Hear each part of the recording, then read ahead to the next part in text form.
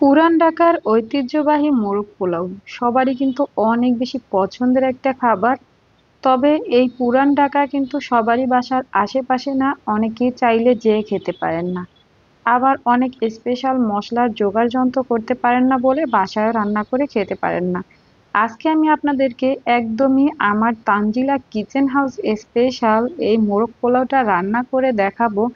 এটা পুরান ঢাকার ঐতিহ্যবাহী মোরগ পোলাও না ভাই, এটা যদি আপনি বাসায় রান্না করে খান তাহলে বুঝতে পারবেন খুবই সাধারণ মশলা দিয়ে কিভাবে অনেক বেশি স্পেশাল করে মোরগ পোলাও রান্না করতে হয়।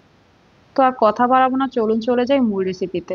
তো এখানে মোরগ পোলাও রান্না করার জন্য সর্বপ্রথম আমি মশলাটা তৈরি করে নিচ্ছি। এখানে আমি 2 টেবিল চামচ করে আদা এবং রসুন কুচি আর হাফ কাপ পরিমাণে পেঁয়াজ কুচি নিয়েছি, এটাকে আমি ব্লেন্ড করে নিব।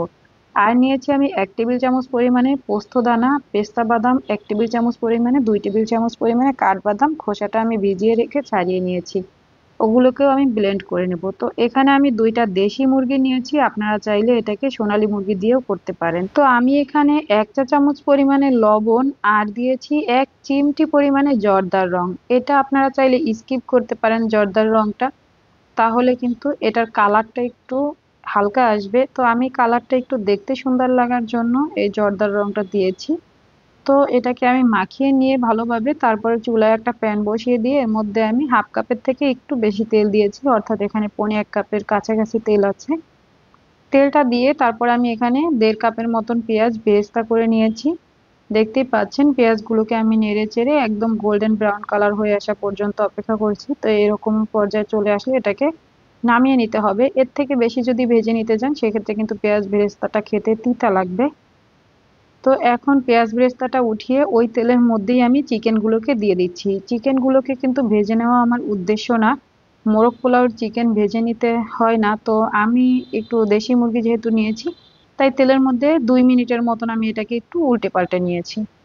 দেখতেই পাচ্ছেন আমি কাজটা কিভাবে করছি। আর এটা উল্টে পাল্টে নেওয়ার ফাঁকে এর মধ্যে আমি মশলাও দিয়ে দিয়েছি। এখানে আমি এলাচ, দারচিনি, লবঙ্গ এবং তেজপাতা দিয়েছি, দিয়ে তারপর এটাকে আবার একটু উল্টে পাল্টে দিচ্ছি। দেখতেই পাচ্ছেন এটা কিন্তু ভেজে নিচ্ছি না, কালারটা জাস্ট একটু চেঞ্জ হয়ে যাচ্ছে।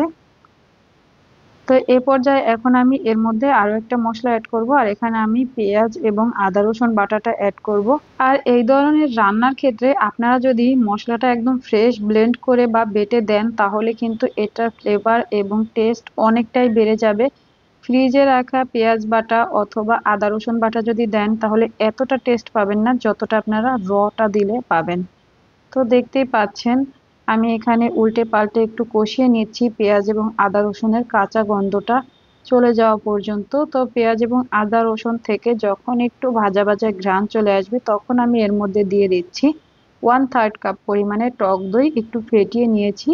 আর এখানে আমি দিয়েছি রোস্টের মশলা, এখানে আমি 2 টেবিল চামচ পরিমাণে রোস্টের মশলা দিয়েছি। এবং আমি সেই 1.5 কাপ পেঁয়াজ বেরেস্তা থেকে অর্ধেকটা পরিমাণে পেঁয়াজ বেরেস্তা এখানে দিয়ে দিয়েছি।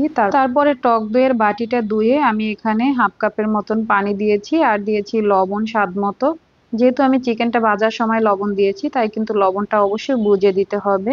তো এখন আমি সবকিছুকে উল্টে পাল্টে একটু কষিয়ে নিচ্ছি, দেখতেই পাচ্ছেন। তো আমার প্যানটা একটু ছোট হয়ে গিয়েছে, আপনারা একটু বড় সাইজের প্যান নেওয়ার চেষ্টা করবেন। আমার যেহেতু চিকেন গুলো একটু বেশ বড় বড় সাইজের ছিল তাই প্যানের মধ্যে একটু নেড়ে চেড়ে নিতে কষ্ট হচ্ছিল। তো দেখতেই পাচ্ছেন আমি ঢাকনা দিয়ে ঢেকে এটাকে বেশ ভালোভাবে কষিয়ে নিচ্ছি।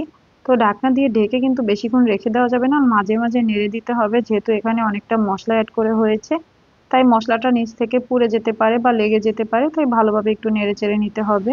আমি এখানে যেভাবে রোস্টের মশলা দিয়ে মোরগ পোলাওটা রান্না করছি এভাবে কিন্তু পুরান ঢাকার মোরগ পোলাও রান্না হয় না। তো আমি আগেই কিন্তু বলেছি এটা কোনো পুরান ঢাকার মোরগ পোলাও রেসিপি না, এটা আমার Tanzila kitchen house special recipe. এটা আমার নিজের তৈরি করা রেসিপি, আর এই রেসিপি আপনারা একবার খাবেন আর পুরান ঢাকা যেয়ে আপনারা একবার মোরগ পোলাও খেয়ে আসবেন, আপনারা নিজেরাই তফাৎটা বুঝতে পারবেন যে এটা কতটা টেস্টি। তো এখানে আমি প্রথমে মরিচের গুঁড়াটা দিয়েছিলাম না, তো পরে দেখলাম একটু কালারের জন্য মরিচের গুঁড়াটা দিলে ভালো হয়। তাই আমি এখানে হাফ চা চামচ পরিমাণে মরিচের গুঁড়া আর দিয়েছি 2 টেবিল চামচ পরিমাণে বাদাম বাটা।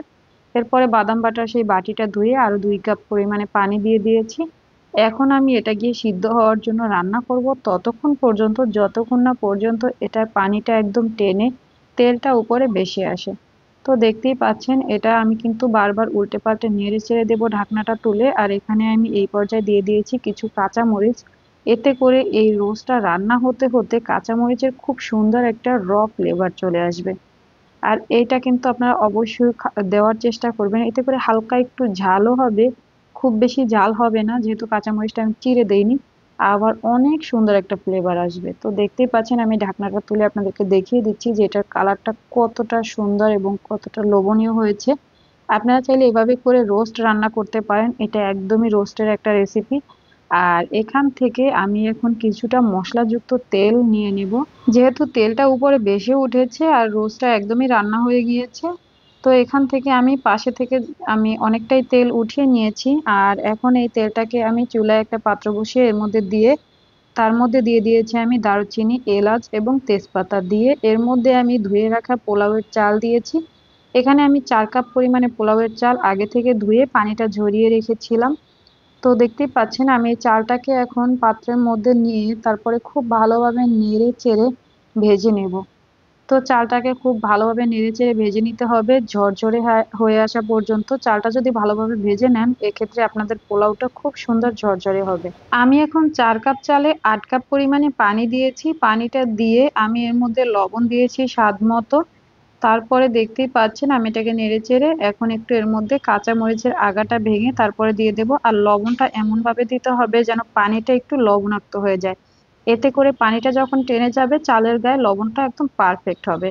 আর এখানে আমি কিশমিশ দিয়েছি কিছু, 1 মুঠো পরিমাণে কাঁচামরিচ টরিচ সব দিয়ে তারপরে এর মধ্যে আমি দিয়েছি একটু শাহি জিরা, সামান্য হাফ চা চামচ পরিমাণে শাহি জিরা আমি একটু হাত দিয়ে ডলে তারপরে দিয়ে দিয়েছি যেন একটু গ্রানটা সুন্দর আসে এবং শাহি শাহি একটা ফ্লেভার আসে। আর আপনারা এখানে যারা নতুন রাঁধুনি আছেন তারা 4 কাপ চালে 8 কাপ পানি না দিয়ে সামান্য একটু পানি কমিয়ে দিতে পারেন। এই সামান্য পানি কম দেওয়ার কারণে আপনাদের রাইসটা অনেক ঝরঝরে হবে এবং আপনাদের পোলাওটা একদমই পারফেক্ট হবে। তো আমি ঢাকনা দিয়ে ঢেকে ততক্ষণ পর্যন্ত চুলার জালটা একটু লোতে করে রান্না করেছি যতক্ষণ না পর্যন্ত পানিটা একদম টেনে রাইসটা একদম ঝরঝরে হয়ে আসে। তো আমি এখন রাইসটাকে একটু নেড়ে চেড়ে দিয়েছি। আর এই রাইসটা 90% পর্যন্ত সিদ্ধ হয়ে গিয়েছে। এখন আমি এর মধ্যে দিয়ে দিয়েছি আমার রান্না করে রাখা রোস্টগুলো। তো রোস্টগুলো আমি মোরগ পোলাওয়ের উপর থেকে দিয়ে দিয়েছি। অনেকেই রাইসটা আগে তুলে রেখে অর্ধেকটা তারপরে তার উপরে মুরগির মাংসটা দিয়ে তারপরে আবার রাইসের লেয়ারটা দেয়, তবে আমার কাছে সেটা ভালো লাগে না, আমার কাছে এভাবে দিলেই ভালো লাগে। এতে করে চিকেনগুলো একদম ফ্রেশ থাকে, চিকেনের গায়ে রাইসের একটা লেয়ার লেগে যায় না। আর রাইসগুলোর মধ্যেও চিকেনের একটা মশলাটা ঢুকে যায় ভাপে রাখার কারণে। তো এভাবে আমি চিকেনটা সাজিয়ে দিয়ে এর মধ্যে আমি দিয়ে দিয়েছি পেঁয়াজ বেরেস্তা বেশ কিছুটা আর 1/4 কাপ পরিমাণে ঘি দিয়েছি। দিয়ে এটাকে আমি ঢাকনা দিয়ে ঢেকে 10 থেকে 12 মিনিটের মতন এটাকে দমে রেখেছিলাম। এরপরে আমি ঢাকনাটা তুলে আপনাদেরকে একটু দেখিয়ে দিয়েছি যে এটা দেখতে কতটা লোভনীয় হয়েছে। আর এটার যে ফ্লেভার আসলে সেটা আপনাদেরকে তো ফোনে বোঝানো যাবে না, তবে আপনারা এই রেসিপিটা ফলো করে একবার হলেও এর টেস্ট আপনারা গ্রহণ করবেন। আপনারা নিজেরাই বুঝতে পারবেন যে খুবই সাধারণ মশলা দিয়ে বাসায় রান্না করা এত মজার হয় যে মোরগ পোলাও। তাহলে কেন আপনারা রেস্টুরেন্টে গিয়ে বা পুরান ঢাকায় গিয়ে মোরগ পোলাও খেতে যাবেন।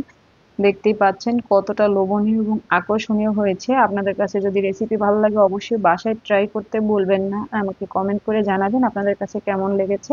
আজকের মতো এখানেই বিদায় নিচ্ছি, আল্লাহ হাফেজ।